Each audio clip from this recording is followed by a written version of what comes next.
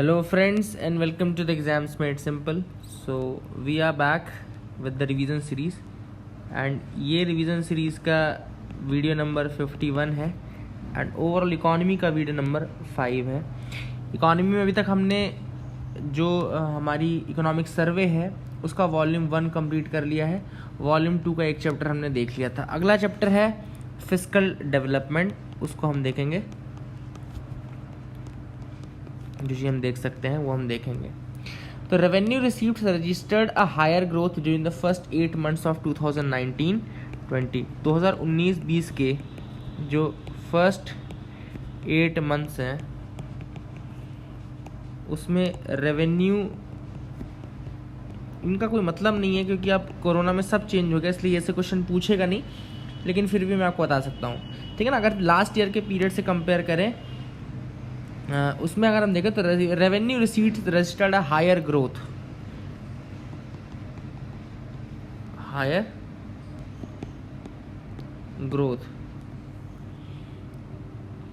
Non tax revenue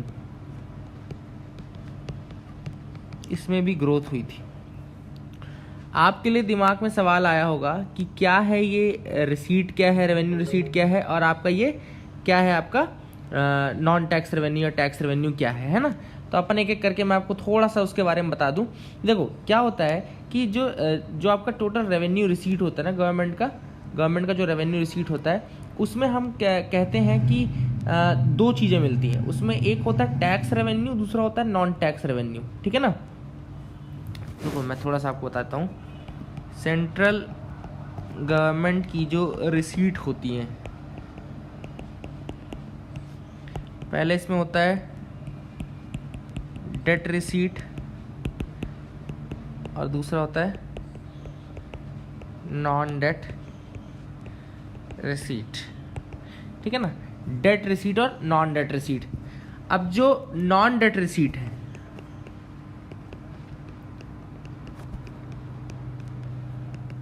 non debt receipt का मतलब क्या होता है, tax revenue, non tax revenue, recovery of loan,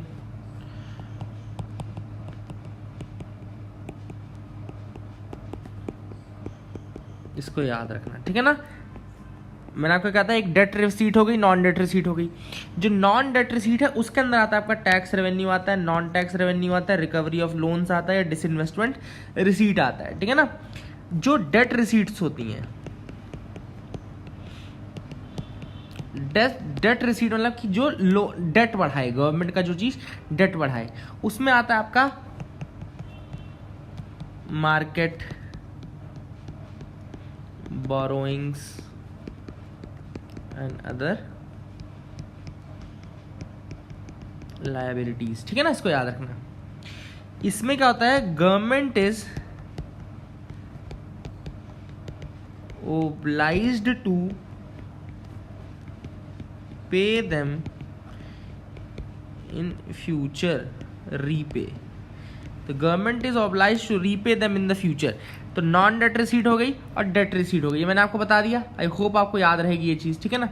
दूसरी चीज, अब आपको टैक्स रेवेन्यू तो आपको समझ में आ गया होगा। टैक्स रेवेन्यू मतलब क्या होता है, जो टैक्सेस गवर्नमेंट कलेक्ट करती है, जैसे कि जो डायरेक्ट टैक्स कलेक्ट किया या जो आपसे इनडायरेक्ट टैक्सेस कलेक्ट किए, ठीक है। ये तो आपका टैक्स रेवेन्यू में आ गया।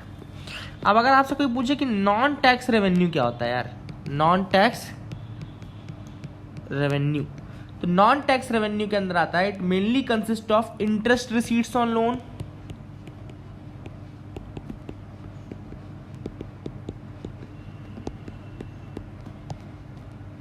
दूसरा dividends and profits from PSC,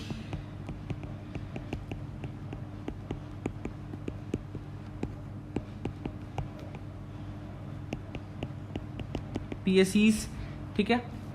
तीसरा surplus of the reserve bank of India,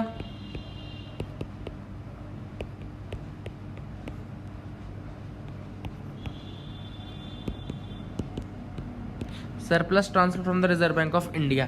तो इस तरीके से हमने क्या देखा अभी तक, हमने देखा कि रेवेन्यू रिसीट्स में ग्रोथ हुई है, रेवेन्यू रिसीट्स के नॉन टैक्स रेवेन्यू में ग्रोथ हुई है। फिर हमने देखा सेंट्रल गवर्नमेंट की जो रिसीट है वो टैक्स डेट रिसीट और नॉन डेट रिसीट है। फिर हमने ये देखा कि डेट रिसीट जो होता है वो होती है जिसमें कि government is obliged to repay them in the future, उसमें मार्केट बोरोइंग और दूसरी लायबिलिटीज आ जाती हैं। और दूसरा हमने देखा आपका कि एक नॉन डेट रिसीट भी होता है, नॉन डेट रिसीट के अंतर्गत आपका वो चीज़ आती है जैसे कि tax revenue, non tax revenue, recovery of loan, disinvestment की आ गई। फिर हमने देखा नॉन टैक्स रेवेन्यू में इंटरेस्ट जो मिलता है लोन पे, या डिविडेंड एंड प्रॉफिट जो भी पब्लिक सेक्टर इंटरप्राइजेस का होता है वो हो गया। और आपका surplus transfer from the RBI, यानी आरबीआई क्या सरप्लस ट्रांसफर कर रहा है वो, ठीक है ना। ये सारा हमने देख लिया। एक नाम आया था सर्वे में, deleveraging, let me tell you that, ये अलग से ऐसे लिख लेना। इट इज द प्रोसेस और practice of reducing the level of one's debt by rapidly selling one's asset. Process of और practice of reducing the level of one's debt by rapidly selling one's assets, ठीक है ना। क्या process है डेलीवरेजिंग, अपने जब date को एक कोई फर्म या कोई भी रिड्यूस करने की कोशिश करता है किस तरीके से, अपने एसेट्स को बेच करके, ठीक है ना, वो कहलाते हैं बेसिकली आपका क्या करता है, डेलीवरेजिंग की प्रोसेस कहलाती है, ठीक है ना। आगे मूव करते हैं, दूसरे फैक्ट्स देखते हैं, ठीक है ना। ये आपको मैंने आई होप समझ में आ गया होगा चीज़ें। तो रेवेन्यू रिसीट्स की हमने बात कर ली। ग्रॉस जीएसटी, अब जीएसटी का कैलकुलेशन तो हम बात ही नहीं करेंगे उसकी क्या हुआ है, क्योंकि अभी तो सब आप चल रहा है जीएसटी कंपनसेशन की बात चल रही है। Structural reforms undertaken in taxation during the current fiscal year क्या क्या थे, देखो फिस्कल ईयर में स्ट्रक्चरल रिफॉर्म्स किए गए कुछ,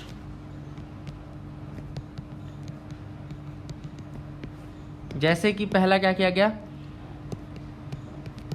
कॉर्पोरेट टैक्स रेट आपका रिड्यूस किया गया, ठीक है ना। कॉर्पोरेट टैक्स रेट आपका रिड्यूस किया गया। जीएसटी इम्प्लीमेंटेशन को इजी किया गया, जीएसटी इम्प्लीमेंटेशन को इजी किया गया, ठीक है ना। फिस्कल डेफिसिट ऑफ स्टेट जो था वो विद इन द टारगेट्स था एफआरबीएम एक्ट के, लेकिन इस साल नहीं है। ये भी बात अब मायने नहीं रखती है, लेकिन पिछले साल के लिए मायने रखती थी, ठीक है ना। जब सर्वे आया था तब उसके पहले तक तो मायने रखती थी। और सर्वे ने ये भी कहा था कि government is on the path of consolidation, consolidation के पाथ में है गवर्नमेंट, ऐसा सर्वे ने कहा था। और लास्ट ईयर का अगर हम सर्वे की माने, यानी सर्वे का डेटा अगर माने, तो जो 19-20 में जो फिस्कल डेफिसिट था, जब fiscal deficit of the government in 2019-20 was 3.3% of GDP, down from 3.4% in 2018 and 19। But अब ये चीज़ वैल्यू नहीं रखती है कोविड-19 आने के बाद, इस कारण से मैं बहुत ज़्यादा फैक्ट्स पे अब नहीं जा रहा हूँ कि कौन सा कितना था पैरामीटर। आपको इतना भी अगर याद रहेगा तो काम चल जाएगा, ठीक है ना। नेक्स्ट चैप्टर की बात करते हैं। चैप्टर का नाम है एक्सटर्नल सेक्टर। इसमें शायद हम देखेंगे कौन सा एक्सपोर्ट, कौन सा इंपोर्ट, क्या कैसे थे, है ना। ये शायद हम देखें इस वाले चैप्टर में। तो सबसे पहले हम एक्सटर्नल सेक्टर में बात करते हैं बैलेंस ऑफ पेमेंट की। तो India's balance of payment improved and हमारा जो फॉरेक्स रिजर्व था वो काफ़ी ज़्यादा बढ़ गया था, 433.7 बिलियन यूएस डॉलर, मतलब यूएस डॉलर में 433 बिलियन डॉलर हो गया। हमारा जो फॉरेक्स रिजर्व था इंक्रीज, ठीक है ना। करंट अकाउंट डेफिसिट जो था इट डिक्रीज्ड फ्रॉम 2.1% टू 1.5%। कल भी मैंने आपको ये चीज़ बताई थी, करंट अकाउंट डेफिसिट घटा था। फॉरेन रिजर्व्स जो थे, foreign reserves they were nearly 461.2 billion US dollar foreign reserves, ठीक है ना। ये बैलेंस ऑफ पेमेंट का स्टेटस था। ग्लोबल ट्रेड की अगर हम बात करें सर्वे के अकॉर्डिंग, देखो ये सारे फैक्ट्स मैं बता तो रहा हूं, आप इसको दिमाग में रखना, ये सर्वे का डेटा है, ठीक है ना। ग्लोबल ट्रेड देखें तो it was in sync with an estimated 2.9% growth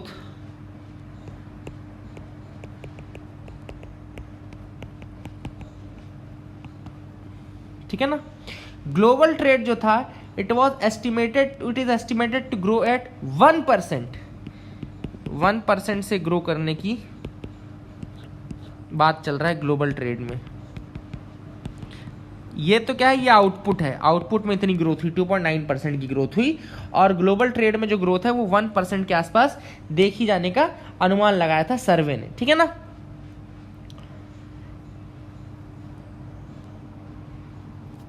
India's merchandise trade balance improved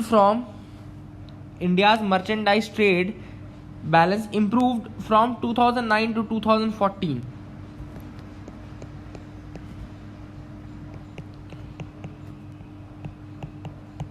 तो 2014 तक जो था, 2009 से, उससे हमारा जो मर्चेंडाइज ट्रेड है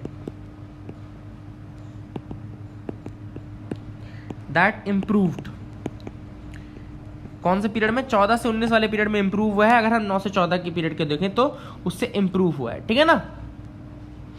इसका मेन रीजन ये था जो क्रूड ऑयल प्राइसेस थी वो डिक्रीज हुई थी, क्रूड ऑयल प्राइसेस जो डिक्रीज हुई थी उसका वो मेन रीजन है, ठीक है ना। India's top 5 trading partners. अब यहां देखो, यहां से अब क्वेश्चन आपका शुरू होगा। इंडियाज टॉप 5 ट्रेडिंग पार्टनर्स, यहां ऐसे ही क्वेश्चन आते हैं यूपीएससी में। तो सबसे पहला था USA, China, UAE, Saudi, Hong Kong, ठीक है ना। तो कौन कौन से थे इंडिया के top 5 trading partners? USA, China, UAE, Saudi and Hong Kong. याद रखना, these are the 5 top trading partners of India. USA, China, UAE, Saudi and Hong Kong, these are the top 5 partners. Exports की बात करें तो बहुत इंपॉर्टेंट क्वेश्चन, टॉप एक्सपोर्ट के items, क्या चीजें टॉप में गई एक्सपोर्ट्स में? पेट्रोलियम, इसी यही क्वेश्चन आता है, petroleum products,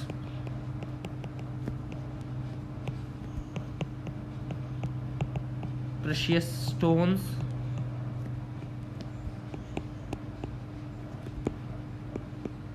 drug formulations and biologicals,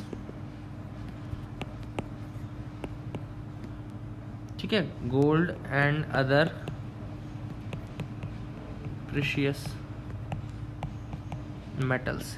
याद रखना, टॉप 5 जो एक्सपोर्ट आइटम थे वो थे petroleum product, precious stones, drugs formulations and biologicals and gold and other precious metals. तो ये याद रखिएगा। लार्जेस्ट एक्सपोर्ट डेस्टिनेशंस जो थी,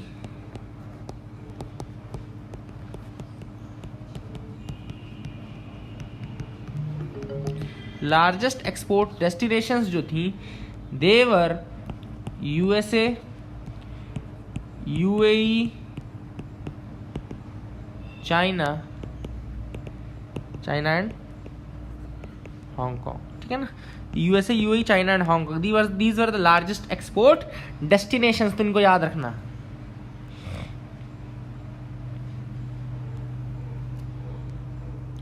अब आपका एक्सपोर्ट टू जीडीपी जो रेशियो था, याद रखिएगा, एक्सपोर्ट टू जीडीपी रेशियो ये 2018-19 से लेकर के अगर 2019-20 में देखें तो इट हैज डिक्रीज्ड।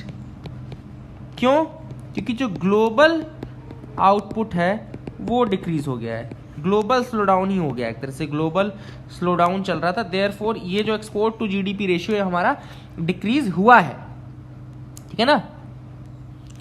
और इसके अलावा देखें,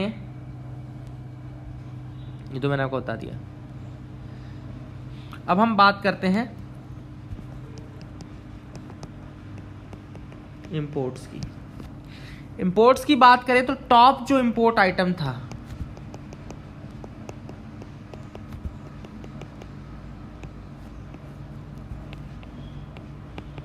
crude petroleum, gold, petroleum product, coal, coke and briquettes. याद रखिएगा, crude petroleum, gold, petroleum product, coal and coke and briquettes. तो ये एक ऑर्डर है टॉप इंपोर्ट के आइटम्स जो थे। India's import continue to be the largest from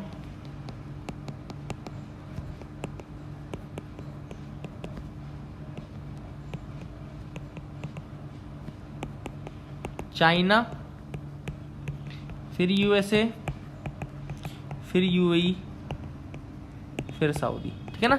तो China greater than USA, greater than UAE, greater than Saudi, ये याद रखिएगा। Largest crude oil imports in the import basket correlates India's total imports with crude prices. As crude prices raises, so the share of crude of total imports also increases, और it increase the import to GDP ratio। तो इसमें crude oil की prices जब बढ़ रही थी तो India का जो क्रूड इंपोर्ट टू जीडीपी जो रेशियो था वो इंक्रीज हो रहा था, क्योंकि इसकी जब प्राइसेस बढ़ने लगी थी। ठीक है ना, अभी लास्ट में। ठीक, आगे मूव करते हैं। बस अब लोकेशन याद रखना, कौन कौन से प्रोडक्ट्स हैं याद रखना। सबसे अधिक इंपोर्ट हमने क्या किया, इंपोर्ट में सबसे अधिक हमने क्रूड पेट्रोलियम किया, फिर गोल्ड किया, फिर पेट्रोलियम प्रोडक्ट्स किया, फिर कोल किया था। ठीक है ना, ऑर्डर मैंने आपको बता दिया है।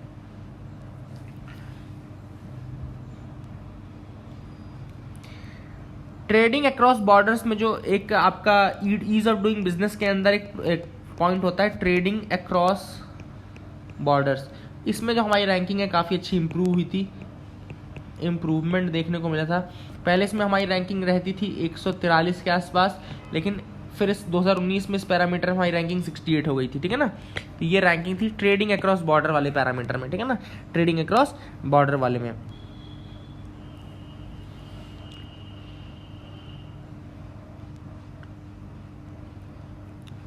अब लॉजिस्टिक्स इंडस्ट्री की बात करें, जैसे लॉजिस्टिक्स मतलब कि सोर्स से डेस्टिनेशन तक जाने के लिए, जैसे ट्रांसपोर्ट भी आता है, कम्युनिकेशन भी आता है ना, सोर्स से लेकर के डेस्टिनेशन तक पहुंचाने वाली जो पूरी आपकी इंडस्ट्री है, इसमें अगर हम बात करें तो इट इज़ करेंटली इंडिया की जो currently logistics industry that is nearly $160 billion की है। ठीक है ना, $160 बिलियन की है। एंड वर्ल्ड बैंक एक चीज़ निकालता है, आपका वर्ल्ड बैंक निकालता है, देखिएगा वर्ल्ड बैंक एक चीज़ निकालता है, क्या बोलते हैं उसको हम, लॉजिस्टिक्स परफॉर्मेंस इंडेक्स कहते हैं। तो वर्ल्ड बैंक एक लॉजिस्टिक्स परफॉर्मेंस इंडेक्स निकालता है, उसमें इंडिया रैंक्स 44th इन 2018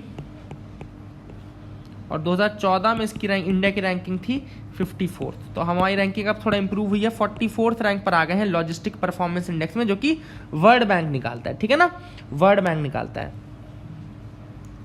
एक्सटर्नल डेट की अगर हम बात करें, एक्सटर्नल डेट जो है हमारी वो 20.1% ऑफ जीडीपी थी, 20.1% ऑफ जीडीपी थी। ठीक है ना,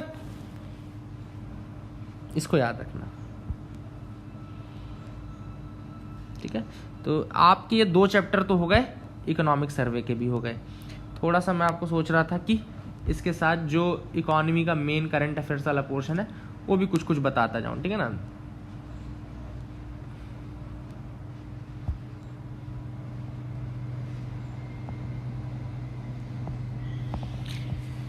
so let's start some that also.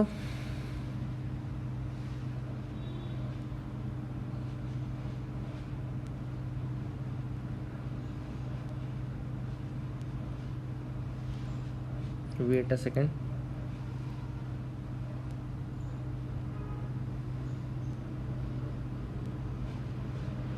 एक सेकंड रुकना, मैं स्टार्ट कर लेने दो।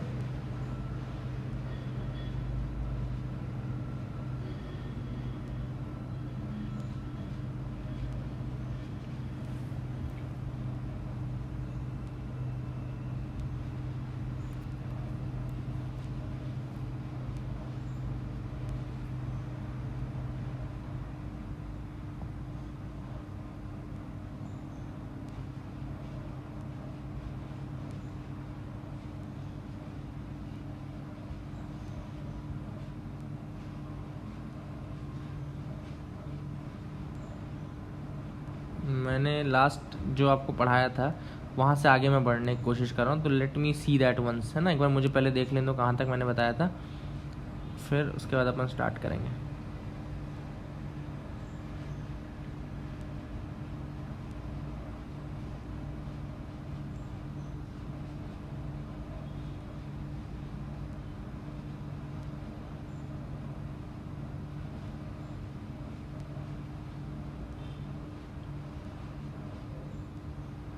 Wait a second, okay.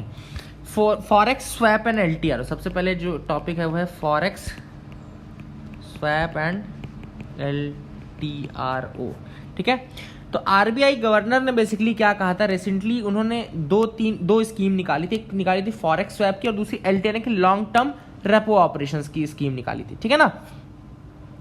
अब क्या करते हैं बेसिकली आरबीआई क्या करता है फॉरेक्स स्वैप में, वो क्या करते हैं डॉलर और बेसिकली डॉलर और रुपीज, डॉलर एंड रुपीज इनका स्वैप कर देते हैं, ठीक है ना। मतलब कि डॉलर के बदले रुपीज ले लेते हैं और फिर एक जब समय आता है तो फिर उस रुपीज को रिटर्न करके उतना ही वो डॉलर करते हैं, ठीक है ना। तो Reserve bank of India they will lend US dollar to companies, Reserve bank of India क्या करता है, they lend US dollar to companies, in turn it will receive equivalent rupees from them. US dollar किसको देंगे, companies को देंगे, companies RBI क्या करके देंगी, इक्विवेलेंट रुपीज देंगी। देखो सिंपल सी बात ही होती है, मैं आपको एक फंडा बताता हूँ, इकोनॉमिक्स का बहुत इंपॉर्टेंट फंडा है कि जब भी मार्केट में जो चीज़ ज़्यादा रहेगी उसकी वैल्यू कम हो जाएगी। मार्केट में जो चीज़ ज़्यादा रहेगी, the more the thing is there in the market, उसकी वैल्यू डिक्रीज हो जाएगी, ठीक है ना। अगर मार्केट में कोई चीज ज्यादा है तो उसकी वैल्यू समझ लो डिक्रीज हो जाएगी। कैसे, अगर मार्केट में, बहुत अच्छी चीज बता रहा हूं, बहुत ध्यान से सुनना, इफ मार्केट में रुपीज ज्यादा मीन्स मोर एंड डॉलर कम यानी कि लेस, ये अगर कंडीशन है सो इसमें क्या होगा कि रुपी विल डेप्रीशिएट और डिवैल्यूएट, ठीक है ना। इफ मार्केट में rupees less and dollar more, than rupees will appreciate, dollar की वैल्यू डिक्रीज। सो ये होता है। तो आरबीआई क्या करता है, RBI manages the appreciation and depreciation of rupees और रुपया by increasing or decreasing the amount of dollar in the market. तो अगर RBI को, if RBI wants to appreciate rupees, what it will do, it will take the rupees from the market and give more dollar, है ना।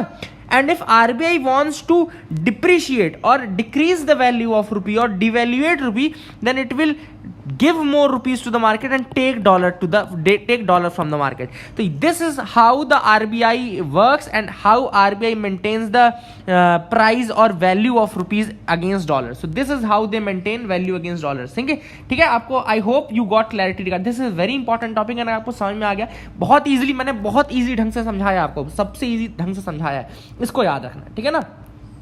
Same scheme होती है एलटीआरओ। क्या होता है, रेपो ऑपरेशंस में क्या होता है कि जो रेट रहते हैं वो कम कर देता है। अब रेपो जो रेट रहता है, रेपो रेट वो रेट रहता है जिसमें शॉर्ट टर्म के लिए मनी लेंड होती है, शॉर्ट टर्म मनी लेंड होती है किसको, दूसरे बैंक्स को from RBI. What happens is that कि sometimes RBI charges less than repo rate, repo rate से भी कम रेट पे इंटरेस्ट चार्ज करता है, and they give the money for longer duration.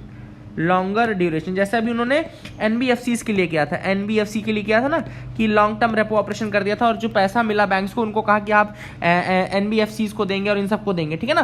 तो ये this is what they actually said and this is how it works, okay.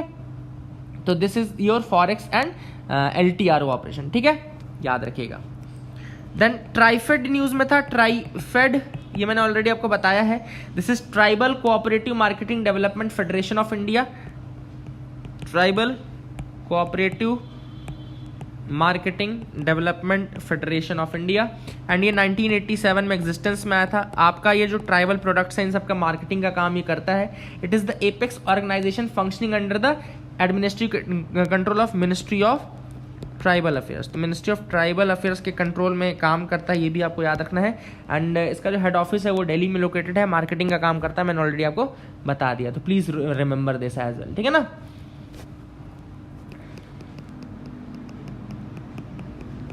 Peda, it is agriculture and processed food products export development authority, नाम से ही clear है, agriculture and processed food products export development authority, ठीक है ना, ये याद रखिएगा। It was established by the government of India under the agriculture and processed food export development authority act, ये अपेडा एक्ट ही है पूरा, अपेडा एक्ट है आपका, कब का है, 1985 का एक्ट है, उसके अंतर्गत ये बनाया गया था, ठीक है ना। And it functions under the ministry of commerce and industry, कौन सी मिनिस्ट्री के अंदर आता है, ministry of commerce and industry के अंदर आता है, हेडक्वार्टर न्यू दिल्ली में है। It is mandated with the responsibility of export promotion, क्या काम करता है ये, export promotion and development of scheduled products, जैसे कि fruits, vegetable and their products, meat and meat products. तो केवल एग्रीकल्चरल प्रोडक्ट्स का नहीं करता है, मीट एंड मीट प्रोडक्ट्स का भी करता है, मतलब जो डेयरी वाले प्रोडक्ट्स में आता है। कन्फेक्शनरी,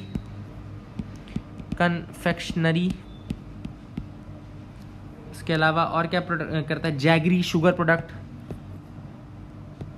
जैगरी शुगर प्रोडक्ट्स, इनका भी, alcoholic and non alcoholic beverages का भी करता है, चॉकलेट्स का भी करता है, ठीक है ना। तो ये अपेडा के फंक्शंस में आ गया। I hope you got clarity regarding that. इनको एक और रिस्पॉन्सिबिलिटी दी जाती है, to monitor the import of sugar, monitor the import of sugar, this is again a responsibility given to APEDA, इसको याद रखिएगा, ठीक है ना। I hope you got clarity regarding that as well, इसको भी याद रखना। आगे मूव करते हैं, देखते हैं और क्या इंपॉर्टेंट है। ग्रीन को रेटिंग सिस्टम,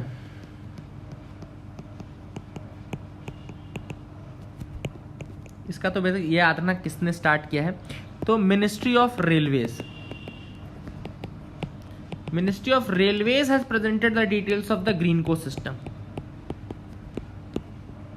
ग्रीन को क्या है, it is the assessment of major workshops, assessment of major workshops and production units, assessment of major workshops and production units in various industries based on their ecological sustainability, ठीक है ना। अलग अलग industries में उनकी जो मेजर वर्कशॉप्स हैं, production units हैं, उनमें क्या इकोलॉजिकल सस्टेनेबिलिटी को देखते हुए, इकोलॉजिकल सस्टेनेबिलिटी को देखते हुए उनका जो असेसमेंट है, इकोलॉजिकल सस्टेनेबिलिटी को देखते हुए जो सिस्टम है, उसको ग्रीन को रेटिंग कहा जाता है, उसके हिसाब से एक रेटिंग दी जाती है। तो इस असेसमेंट से क्या हेल्प होगी, जो कंपनीज हैं उनमें जो कुछ हो सकता है रिडक्शन हो, और उनका सर्टिफिकेशन किया जाता है। एंड ग्रीन को सर्टिफिकेशन जो है, रेटिंग जो है वो CII यानी कि confederation of industry, CII provide करती है।